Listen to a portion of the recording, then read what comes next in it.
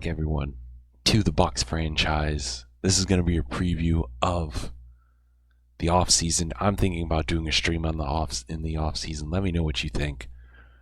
But to recap, spoiler alert, we have won the Super Bowl in year 2, from basically going from 1 win to sneaking in the playoffs at 9 and 8, excuse me, to winning an all-time classic Super Bowl, knocking off Rams, Falcons, Cowboys, and of course, the Baltimore Ravens.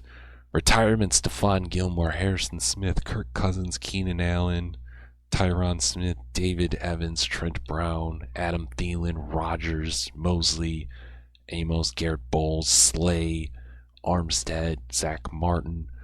We do lose Levante David, as we do need to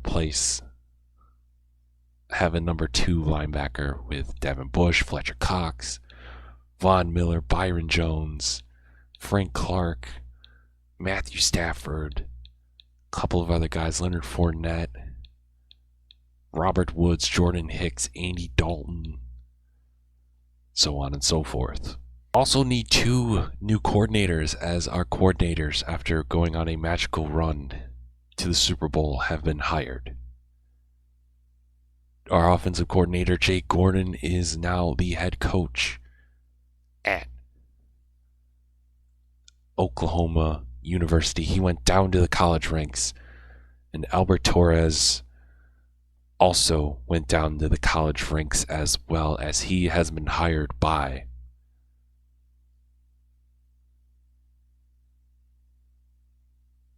Washington. So both of our coordinators going to the collegiate level. Really, really sad. I don't know who we're going to get for sure, but either way, it's going to be very interesting. And with $78 or $78 million in the bank, we do accept the 5th-year option for Kancey. Javonte Wheeler, we're going to let walk. Charles Richardson, I think he can be the Quez Watkins 2.0. He's just got blazing speed. Rasul Douglas, I think we're going to let walk. Zach Wilson, we're going to let walk. Alan Lazard, we're going to let all these guys walk. Michael Pierce, we appreciate him, but we're going to let him walk as well. If you look at team salaries, really, Tristan Wirfs, who's worth every dime, is the biggest contract we have going into 2026, but he's only got 2 years left, and he's 27. Winfield, he's 28, and he's going to be not so much. Jamel Dean, he's got a year left, and then he's gone. But then after that, Pat Barry, who we got for 4 years left. Brent Skinner, 2 years left of Moses Pinckney. Devin White is good until 2029. We got a couple more years of Cole Cohen. Chenault's a free agent after this upcoming year. We got 2 more years of Trevor Urban, 2 more of Mr. Julian, 1 more with Eddie Jackson, Tyler Church, Marcus May, Eddie Jackson. They're old. We're looking to probably trade these guys because they're almost in their 30s and they're both worth $5 million. We're probably going to go after a younger free safety. Jamario Matthews is cheap. Quez Watkins is worth $5 million, but is he worth it? I don't know. Guards, we're going to have to re-sign next year. Kendrick Parrish is good. Caleb Farley's there for 1 more year. Rasul Douglas we're letting go. Gilmore is cheap. Lorenzo Young, cheap-ish. Lyle Collins, we're probably going to trade him away because he's 33 and declining. And then probably going to Benjamin Eldridge. Maybe we make him into a pass rusher because $4 million is a lot.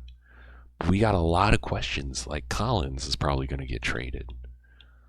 Maybe Caleb Farley, but He's older and a lot more expensive compared to Kendrick Parrish.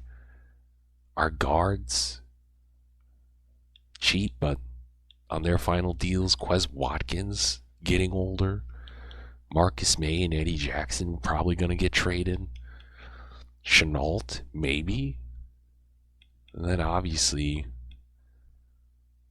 what are we going to do with Jamel Dean, who's getting up there in age? Winfield, we're good for at least a year or two, and Tristan Wirfs as well. In terms of talent, really the top two guys that I'm willing to trade up for is Zach Boyer. He seems to be a generational tackle. Maybe to have replaced Lyle Collins and slowly move over to left tackle when it's all said and done. I'm willing to give up whatever it takes to get him. But then also Sebastian Perez, who seems to be a once-in-a-generation talent as well. You're comparing him up with Cole Calhoun,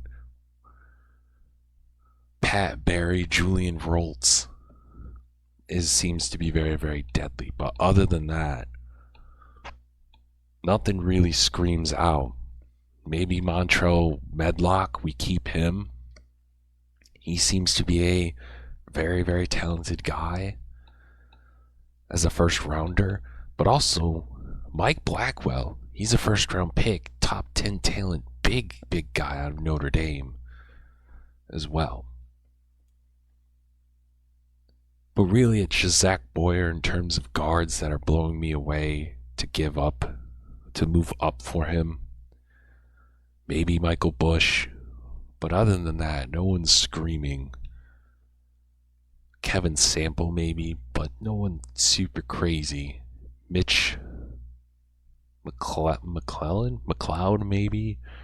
But even then, we don't need him. But linebackers, maybe Broderick Richards, Jared Rainey. Corners, no one really spectacular. Safeties, maybe Grant Barber or Antoine Brown, but no one's really jumping off the page for me. Eric Mims, Jonathan May seems to be climbing up draft boards. Max McElroy, but really nothing crazy overall. As the strongest position is offensive line, thank God we got our quarterback, because according to our scouts, not a strong QB class. But yeah, let me know. Before we end this video, I'll show you some of the candidates that the Bucs are looking towards for their coordinator jobs. Let me know what you think, and I think this is going to be a live stream. So the Bucs series is going to be on hold for probably a week or two while all the episodes drop. And then if you follow me on Twitter, then you'll know. Hey, you'll know. But if you made it this far in the video, you guys are awesome. And until next time, you guys have a good one. Peace.